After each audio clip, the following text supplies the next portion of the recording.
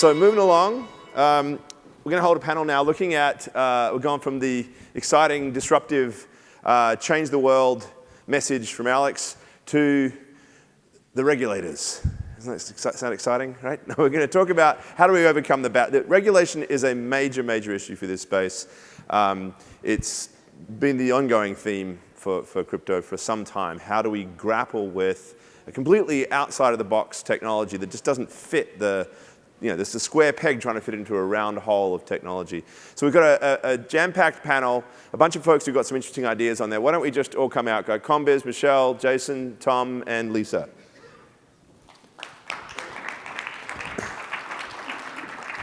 What I want to do is actually talk about the actual financial challenge of this to start with, because getting compliant, if you're a startup in this space, being consistent with the law is actually a really costly exercise.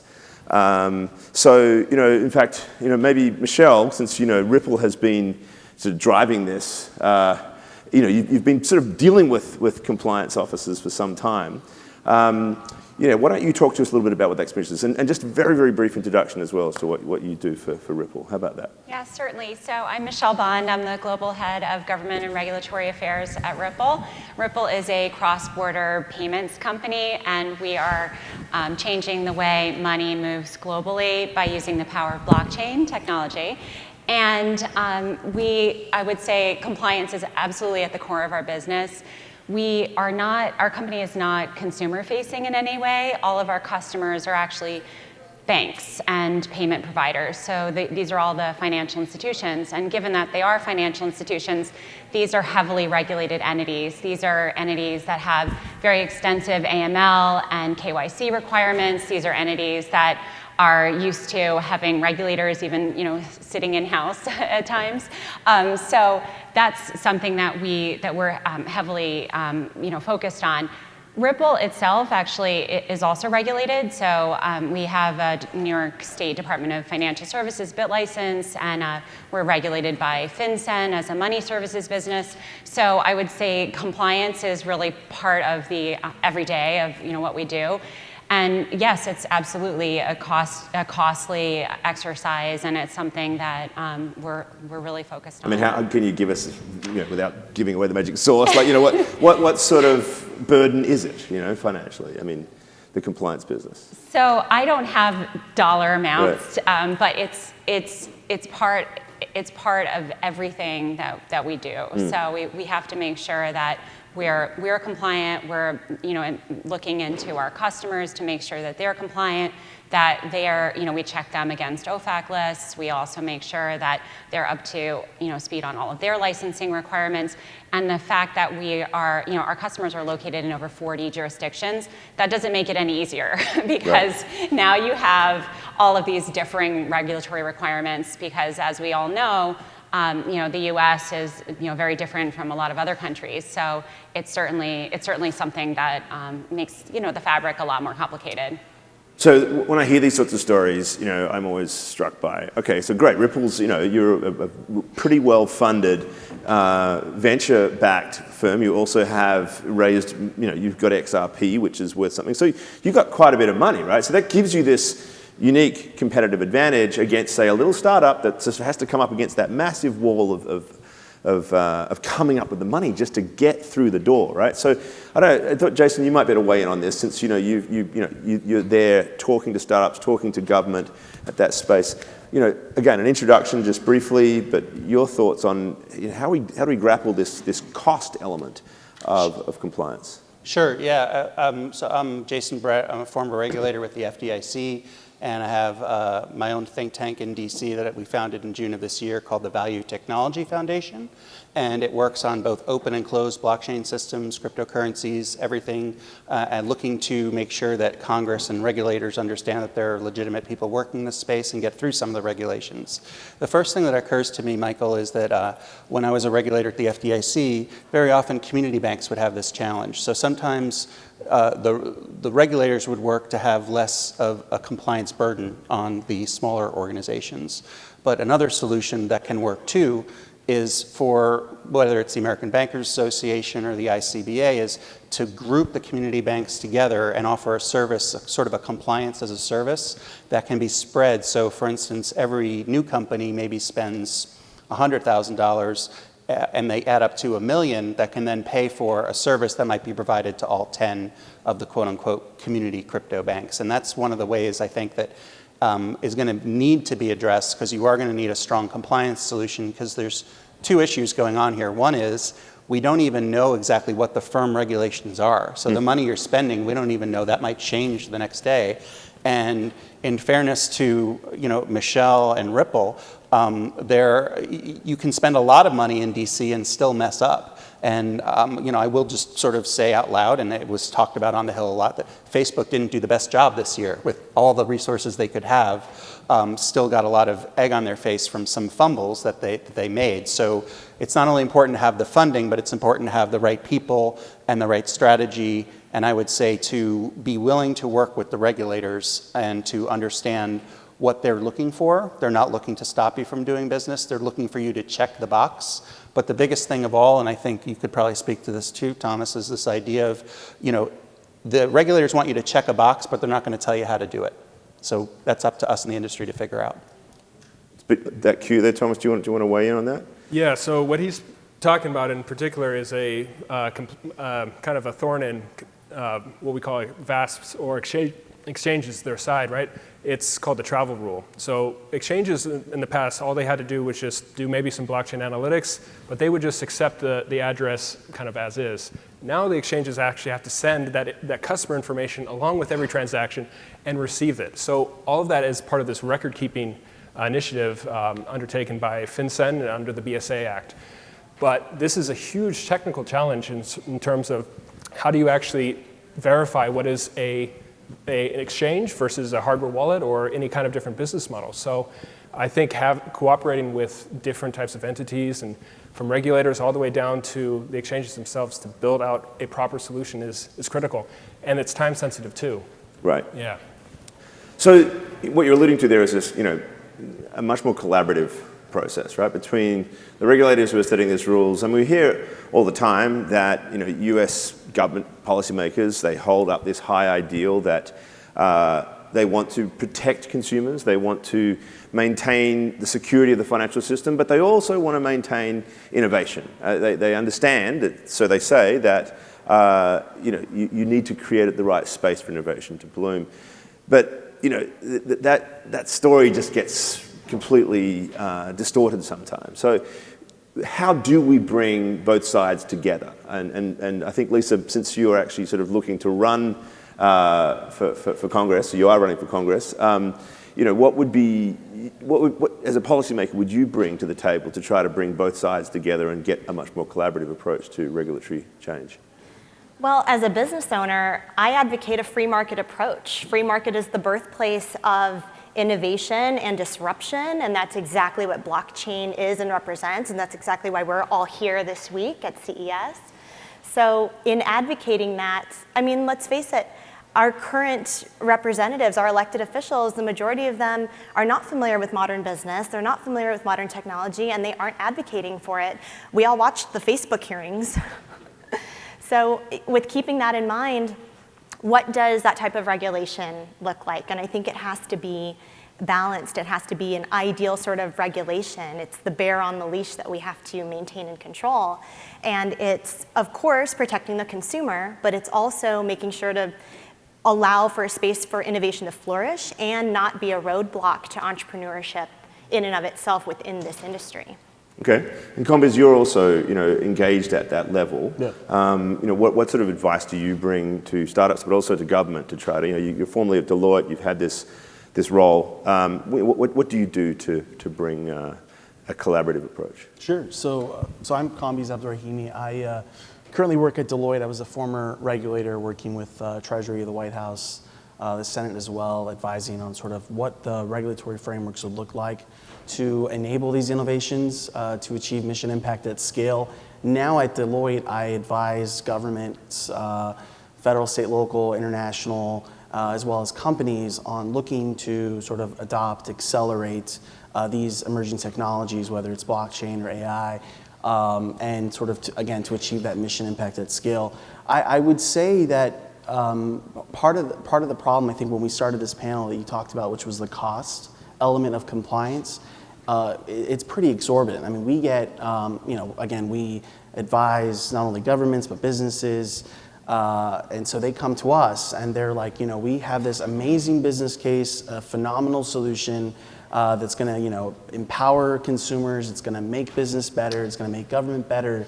And how do we get fully compliant with what are the laws and regulations that govern sort of this new technology? And it's really difficult for even a huge company like Deloitte to, sort of give that advice, because the regulations and the laws haven't really kept up with the technology, the pace of the technology. And I think it's exactly Lisa's point, is that you have policymakers and regulators who are, not as familiar with the technology, and that's a challenge. We get estimates of costs for compliance just from, financial services, anywhere between 50 million to 500 million a year. And when you're talking about in the US, our regulatory framework is very disparate. Every state has its own sort of jurisdiction. So you have like maybe 50, 60, 70 jurisdictions. You have federal laws, know your customer, anti-money laundering. There's there's lots of regulations, and there isn't a lot of guidance out there publicly for, say, startups or new companies that, again, have those new innovations, but they can't afford a company, say like Deloitte or one of these big four to advise them. So it's like finding the right balance. So how do we live up, how is the United States living up to this claim that they are, enabling innovation when you've got sort of these massive hurdles? But on the other hand, of course, we've seen so many scams in this industry, right? So that the public view is, of course they should be regulated. Look at these guys, they're the fraudsters of all fraudsters, which of course is, a very narrow reading of what's going on underneath and all the hard work that goes to the technology and everything else. But the messaging is that. So how do we, what's sort of you guys who are there talking to politicians, is there a willingness to sort of take a different view, or they just feel like they're constantly sort of defending the little guy again? I don't think you want to regulate them out of existence or regulate them so that they move overseas, because that's what you see now, is companies that cannot get fully compliant with our regulations, and they want to be, but it's like going to the regulator, going to the Hill, asking, begging for advice and recommendations, and not getting that advice. And they're like, well, I don't want to be slapped with a, whether it's sanctioned by, FinCEN or, one of the regulators. I'll just move overseas to a friendlier jurisdiction that allows innovation to flourish. And I wouldn't actually say that the problem is necessarily that we're seeing a lot of over-regulation. I think there's a lack of regulatory clarity, and I think that's what the real problem is. So I don't think that that's giving industry an opportunity to say, okay, well, here's what the guidelines look like, and this is what I need to do in order to abide by the rules. People can't do that in the industry now because there isn't a clear regulatory framework. In fact, in the United States, I think is unfortunately the biggest culprit. And I was a lawyer at the SEC. The SEC is, one of the regulators in this space, and certainly they're looking at digital assets and, trying to figure out which digital assets are securities and which ones aren't. And they put out a guidance actually last April to talk about the classification of digital assets. And it basically took the Howey test, which defines what an investment contract is for SEC jurisdiction, basically, and expanded a 4-factor test into over almost 40 factors.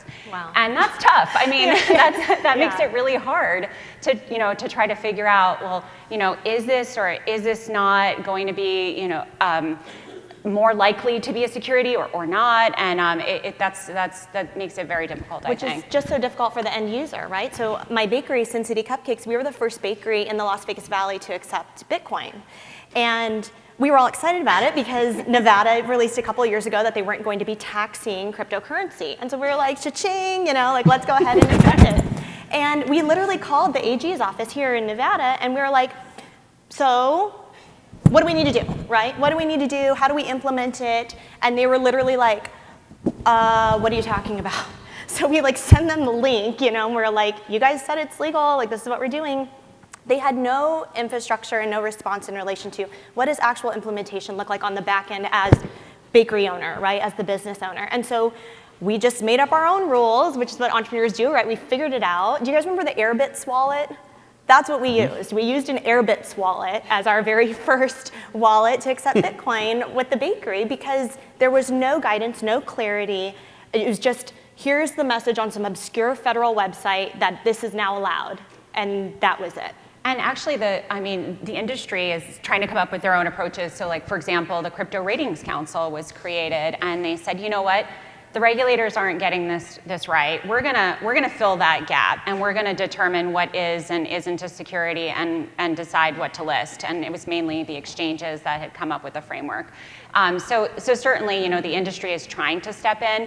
I think the CFTC, the Commodities Futures Trading Commission, is actually doing I think a really good approach because they're trying to do something that's more principles-based, and at least then, as the technology evolves, they won't have to keep changing their regulatory frameworks, and it'll be more adaptable.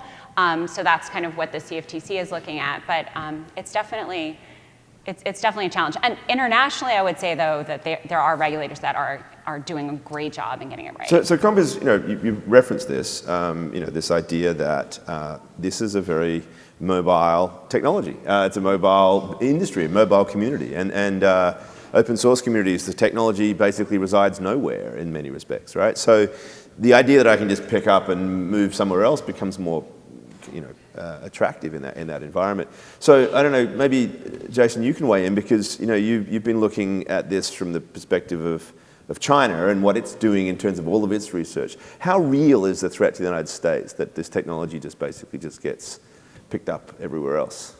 Well, I think it's real. The question is it actually going to come to fruition or not? And we don't know. One of the things we advocate at the Value Technology Foundation is we even have a chief technology officer, and we're working to create a research and development center here in the US that can provide the same type of focus on blockchain technology that's done in other countries now, because we don't have anything like that.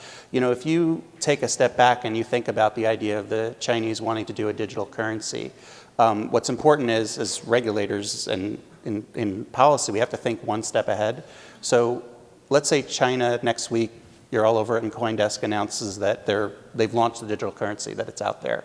So does that mean that we can walk into our 8-year-old's room and seeing them purchase a Chinese digital currency, which we didn't think about before? When I was in banking, the biggest thing was always like, don't mess with people's kids and don't mess with people's money. With the internet, I think you saw it messing with people's kids. Now we're messing with people's money, right? And so it's a whole new challenge, and it's really important too that we think about in this country how we want to regulate it and how we want that framework to be. Because if we have the SEC or the CFTC involved, to me that's a really good thing, even though the SEC can be somewhat law enforcement based. We're talking about maybe putting utility coins in the FTC, Federal Trade Commission. We're talking about maybe putting digital cash under the FinCEN. These are federal enforcement agencies. It's kind of like if you have a building and a building inspector shows up and say, I want to inspect your building. That's like the SEC and CNC. It's okay, you're going to inspect the building. But what if a police officer shows up and inspects your building? That's a whole different type of paradigm. So I think it's important that we think about how we're training our regulators and what sort of framework we have to make sure that it's not something that we are punishing those who are innovating and work with them. I actually think all of this is a really good sign for the industry. The fact that there's all this regulation coming out. I'll say this, that when I was at the FDIC, the expression all the bankers had when we go in to examine them was, we're happy to see you here, Jason, and we're glad to see you go. So, we're here, that means you're in business, and then we're happy when you leave in a week and give us a good report. So. If I can add one thing, yeah, sure. I would say it's like a national security imperative, right? You don't really hear that thrown around when it comes to like blockchain. You hear that a lot when it comes to artificial intelligence, where the White House put out the executive order on AI, and we want to sort of encourage federal agencies to adopt and implement it at scale so that we don't fall behind. I think that's what we need for blockchain. We need some sort of champion within the federal government to really advocate for this technology. And I think with that sort of advocacy comes the public-private partnerships, the consortiums that can be formed to spread the cost of regulation that is, again, it's still pretty high compared to other jurisdictions. And I'm not saying rightfully so or not, but I think that there should be kind of a level playing field with startups and established companies looking to get a license to start their business. But it's like if you're an established company or an entity, you have like significantly more leg up than you would as a startup. We need to basically empower budding entrepreneurs and startups, because that's where the creativity and the innovation is coming from. Now, though, Tom, they're not like every jurisdiction out there that sort of looks like it's opening the doors to all these crypto wunderkinds is not necessarily as friendly as it seems. I mean, Switzerland, which we've all pointed to for some time as being a place that is proactively trying to cultivate, this industry in many respects. We talk about there's Crypto Valley and Zug, and there's FINMA has definitely had that's the Swiss regulatory agency. A generally friendly approach, but they've just announced some, I think, rather disturbing news from those of us who have wanted to think of crypto as a own your own bank, control your own money sort of thing. Can you weigh in on this for us? Yeah, so last year, actually, FINMA, which is the main regulator in Switzerland for financial markets there, they announced that they're banning basically hardware wallets, which are non-custodial wallets. You own your own private key. This is a major news for the entire industry because it basically stops people from being their own bank. You have to keep your assets on a major centralized exchange. And so, I mean, you wonder why that's doing it. Play devil's advocate here. Regulators want strong markets. And if you look even back to the Bitwise report to the SEC on fake volume versus real volume, look at all the failed ETFs, right? Regulators are looking for solid markets. And how do you do that? You actually have good institutions. You have good laws that build the institutions, and those institutions build the markets themselves. So if you solve some of these AML issues at the very beginning, you can actually begin to have much more mature markets. What happens when you have mature markets? You bring in more fintech players. You bring in a lot more institutional money. With blockchain, with those two married together, you're going to start to see some really interesting innovation. You can actually start to spend your USDC or your stable coins at stores. You can do different things with a more advanced, mature market. So there is some cons to this, right? Especially from the more libertarian crowd, but there's also some very, very positive developments and silver linings within this development as well. So I don't know if Alex Mashinsky is still in the room, but I think he'd probably take issue with this. Right. That, in the sense that it is this core principle of Bitcoin, at least, and any of the imitators, that you start with that absence of an intermediary. That is the whole point, right? And I think there's a whole range of interesting, programmable money aspects and smart contracts and cool things that can be done with otherwise custody-based digital money. So it's not as if nothing radical is happening. But to many who have seen this issue as sort of the critical point, you're left with this, what are we doing then, right? But maybe, Lisa, since you've got some Bitcoin ATMs as part of your business interest as well, right? I mean, how does, that's supposed to be a place for somebody to come in and out of cash and have that fluid relationship. How does all this ambiguity fit into the Bitcoin ATM world? It makes it incredibly difficult. And I mean, here in Nevada, not only the state, but also certainly the Las Vegas Valley, it's tried to be really supportive and embrace, especially just Bitcoin ATMs. I think right now there are approximately 117 Bitcoin ATMs around the valley.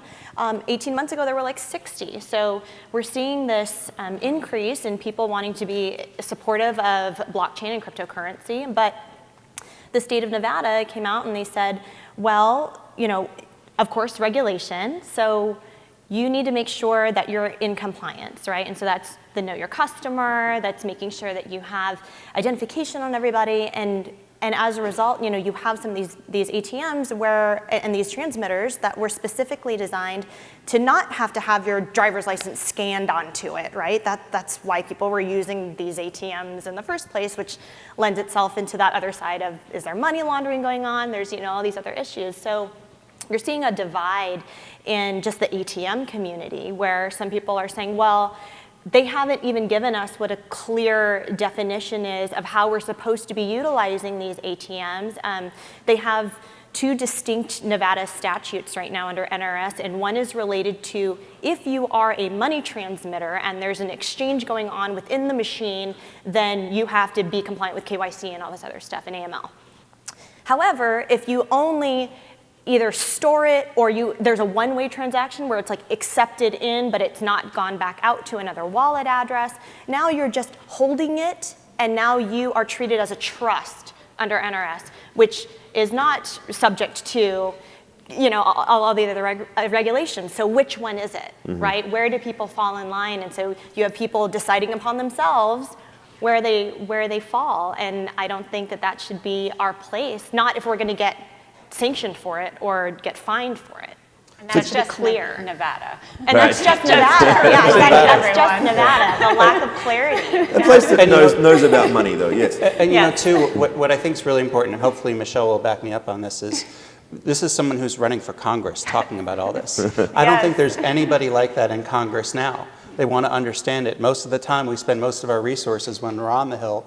What's blockchain? What's cryptocurrency? To get into the weeds is what's needed, because people forget that in Congress, they work hand in hand with the regulators. It's not like they're detached entities. So, I think to have someone, this can turn the tide with the regulation of having more folks in DC who actually can understand the Bitcoin ATMs, who've run a business, who understand the wallets. So that way when Michelle and other companies come to her, it's not like, okay, here's what blockchain is, and then there's no more conversation because they just don't understand it. Oh, it's just used by terrorists. She'll actually understand the business need, and that's really important. But is the dream of own your own bank dead? I mean, do we just have to live with the reality that we're going to have KYC and AML and regulations and everything else? Combiz, what's your take on this dream that some people hold? Well, I mean, it's not necessarily my dream, I would say. I'm not saying, I guess that, I'm not saying that we should not have any sort of regulations or know your customer, anti-money laundering, but these regulations were written 40 years ago. They were written in a time where, we didn't have sort of facial recognition technology, mobile phones technology to open up bank accounts. So again, as technology is evolving, the policies and regulations need to evolve. And that's where I think it's important to have sort of policymakers and regulators engaged with industry. Industry can go to them, startups can go to them and say, look, I have this use case, I have this business that I want to do, this is how I'm going to do it, like can this be compliant? And getting answers. I think it's just like getting the information, getting the guidance, getting the clarity is needed. But I do think we need to kind of move in that direction of faster payments. We have comparatively speaking to the rest of sort of the developed economies, we have one of the slower payment systems in the world. Right. We put together a faster payments task force, a secure payments task force, this and that, and it's like we meet and we talk, but it's like, okay, we need to accelerate it. We need to push it forward because from a national security standpoint, from a financial empowerment standpoint, other countries are moving ahead very fast, and we're a bit slower. But I will say, in all fairness, we do have, I don't know how many, 8,000 whatever banks in the U.S., financial institutions. Other countries, say Estonia, whatever, they might have just a handful. So it's a lot easier in other jurisdictions to kind of push a faster payments rollout than, say, the U.S. But that does not mean that then we should still be, On the payment side, using blockchain and a digital asset, it usually takes, 3 to 5 business days to do a cross-border payment now under, RippleNet and ODL, on-demand liquidity, our product. It can be done in a few seconds, and that's the power of the technology, and that's very meaningful. The point that you were just making, I mean, look, when the internet in the 90s was being developed, the regulatory framework that was in existence was designed for transistor radios and rotary phones. That had to be updated, and it was successfully updated, and we have the internet now. That needs to be done again, and I think we can do it. Yeah. So one thing, when you're talking about we're in this new age with all these tools now, I mean, so there is another way to think about these problems. It's like, do we just make it easier through the technology itself? Like the reg tech industry itself is there to say, yes, we can still presumably get compliant, but rather than having to spend, however many millions of dollars on lawyers and all these others, the machines can do it for us. Like you've got this concept of a compliance in a box, Tom. Why don't you tell us a bit about what that's about and how do we use technologies and other things to, bring down the cost and the efficiency of living up to what the law requires us to do?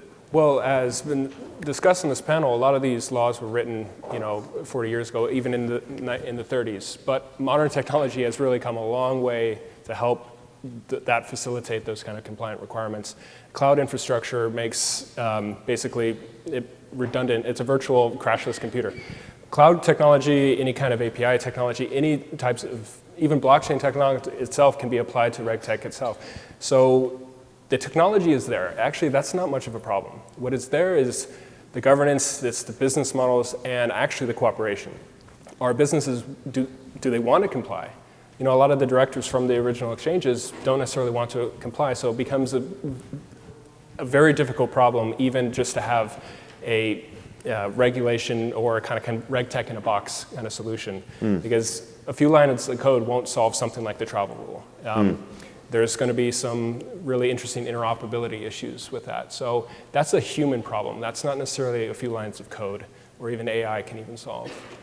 Okay. But are there any things that we, what about Ripple? Have you looked into different RegTech solutions, Michelle? Yeah, there are several that people can use, and I actually think that's one of the beautiful things about blockchain is just how well it can be traced, actually. So, so there are different tools out there like Chainalysis and CipherTrace, and a lot of people in the industry use them to do monitoring and tracing of transactions, and actually you can run analytics on the transactions that have been done, and that can be helpful for AML purposes. So there are different RegTech solutions that the industry is using, and when the industry is using them, the regulators use them too, so which I think is a good thing.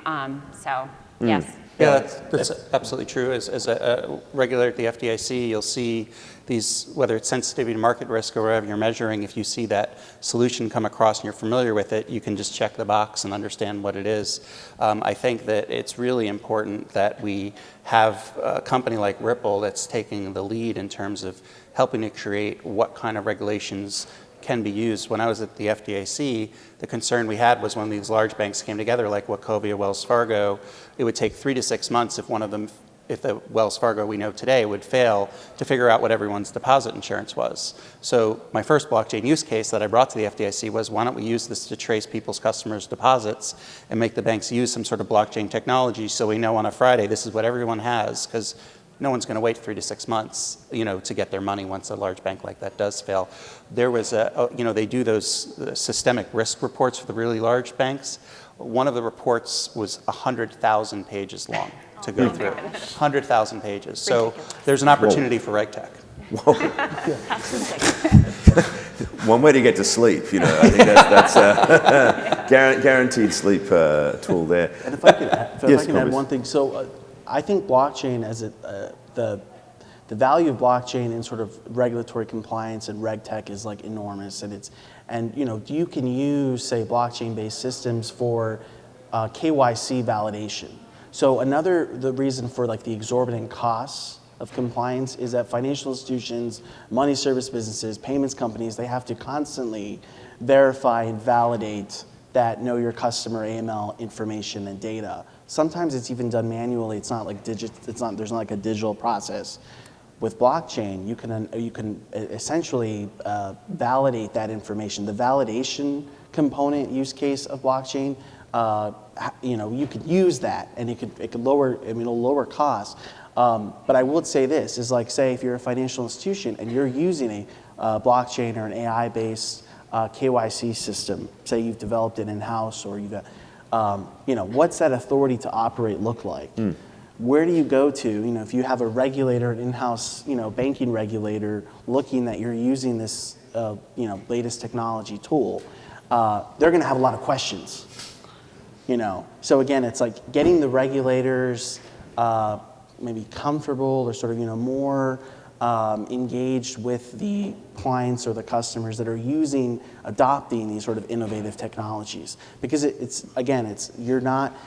want to be compliant. All these businesses, everyone wants to be compliant. And it's just, they need that, the engagement, I think, with the regulators is key. Now, without wanting to get, political here, let me get political. What, if anything, would the impact of, we're moving into an election year here, and there will be changes of government, both within the legislature and maybe at the executive branch, we'll see. Is this a bipartisan problem? Is this something do we think that maybe, there could be a change if there was a change of the structure of Washington? Any thoughts, anyone? I think with just, advocacy for more elected officials to come from these other sectors, right? Come from private business, come from small business, come from blockchain community, come from fintech. There's an opportunity here for regular folks like myself to come off the sidelines. And no, I don't have any former political experience. I didn't hold a seat with the state assembly and then work my way up through the state senate, and then now I'm going to run for Congress. I'm running for Congress. And it's because I care about this community, and I think that we severely lack a real voice around small business, how these regulations affect small business, and what we can do to make our communities better through technology. I don't think it's a partisan issue. You have Democrats, Republicans, Independents, they're all sort of united. Like, look, we've got antiquated systems, we need modernization, we need innovation. There's numerous, Senate, congressional caucuses on, say, whether it's blockchain or AI. You have, support within, previous administrations, the current administration. You have very innovative, regulators like the CFTC. I love the CFTC. I mean, they're just, they're very, they get it, they understand. So I don't think it's a partisan issue, and it shouldn't be, because but if it becomes a partisan issue, then you're going to have, I think, challenges and problems. So it's best to kind of leave the politics out of it. We're running quick on time, but one last quick comment, From either, from both, yes. I think it's important that we're in an election year, so you have to understand that the heads of the agencies are politically appointed, right? So if you actually have a new administration in there, you're going to have new people in front of Treasury, for example. Steve Mnuchin will be out. What does that mean for what they're doing currently with AML, right? So those are some concerns we have. Yeah. Do you want to have a last word there, Brett? Yeah, just, I think it's been relatively bipartisan, but this year we're starting to see a little bit of a break, mainly because of Facebook and Libra, because now stable coins are a real concern of how that could affect the consumer, and the Democrats are really focused on ways of regulating. They have a bill of Managed Stable Coins Act or securities, while the Republicans, which we never thought we'd hear any politician actually talk about the virtues of Bitcoin over stable coins. So we're seeing a little bit of that, and again, it's just the way this so many changes in this market. But I think, well, if anything, it means that we've got some interesting times ahead as the political winds blow in whatever direction they do. So a round of applause, everybody, for this fabulous panel. Thanks, guys.